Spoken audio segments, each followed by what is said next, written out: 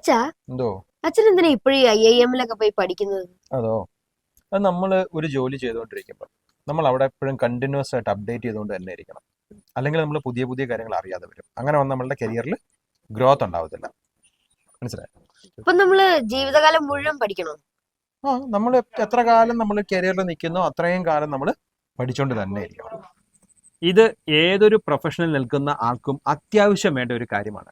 Continuous ആയിട്ട് update ചെയ്തുകൊണ്ട് തന്നെ ഇരിക്കണം. പല ആൾക്കാരും ഒരു പരിധി കഴിയുമ്പോൾ ഇനി അപ്ഡേറ്റ് ചെയ്യണ്ട എന്ന് വിചാരിക്കും. അതിന് കാരണം അവർ പറയുന്നത് അവർക്ക് സമയമില്ലെന്നുള്ളതാണ്.